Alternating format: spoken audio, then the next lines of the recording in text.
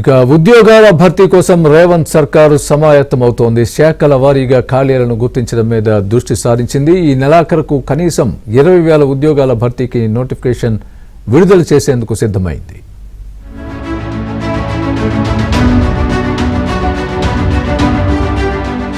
తెలంగాణలో ఎస్సీ వర్గీకరణను అమల్లోకి తెచ్చిన రేవంత్ రెడ్డి సర్కార్ ఇప్పుడు ఉద్యోగాల భర్తీ మీద ఫోకస్ పెట్టింది. శాఖల వారీగా ఉద్యోగాల భర్తీకి నోటిఫికేషన్ల జారీకి సంసిద్దమవుతోంది. టీజీపీఎస్సీ, పోలీసు, గురుకుల, వైద్య, నియామక సంస్థల ద్వారా పోస్టుల భర్తీకి ప్రిపరేషన్ మొదలుపెట్టింది. ఈ నెలాఖరులోగా ఉద్యోగ ప్రకటనల జారీ ప్రక్రియ మొదలు పెట్టాలని యోచిస్తోంది. అందుకోసం విభాగాల వారీగా ఖాళీలను గుర్తించే ప్రక్రియను మొదలుపెట్టింది. కేబినెట్ సబ్ కమిటీ ఇప్పటికే ఖాళీలను గుర్తించే పనిలో పడింది. శాఖల వారీగా ఖాళీల గుర్తింపు ప్రక్రియను వారం రోజుల్లోగా పూర్తి చేయనుంది. అదే కమిటీ నియామకాలకు అవసరమైన ప్రతిపాదనలు సైతం సిద్ధం చేస్తోంది.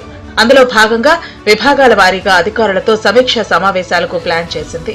ఈ నెలాఖరు వరకు కనీసం 20,000 పోస్టులకు తగ్గకుండా నియామక ప్రకటనలు రిలీజ్ చేసేందుకు రేవంత్ రెడ్డి సర్కార్ కసరత్తు చేస్తోంది.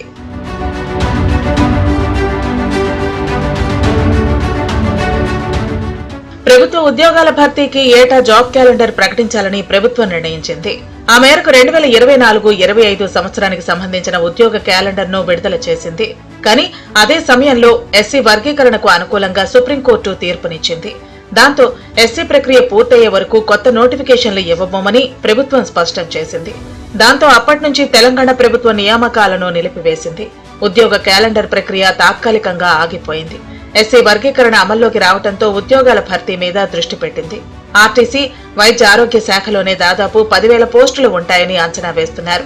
వైద్య, పంచాయతీరాజ్, ఇంజనీరింగ్ విభాగాల్లోనూ 2 నుంచి 3,000 వరకు ఖాళీలు ఉన్నట్లు సమాచారం. కొన్ని పోస్టుల భర్తీ కోసం ప్రతిపాదనలు కమిషన్ కు చేరినట్లు తెలిసింది. మరో గ్రూప్ 1 ప్రకటనకు కూడా ప్రభుత్వం రెడీ అవుతోంది. అటు గురుకులాలు, ఉపాధ్యాయ ఖాళీలు కూడా భారీగా ఉన్నాయి. గత గురుకుల నియామకాల్లో దాదాపు 2,000 బ్యాక్లాగ్ పోస్టులు ఉన్నాయి.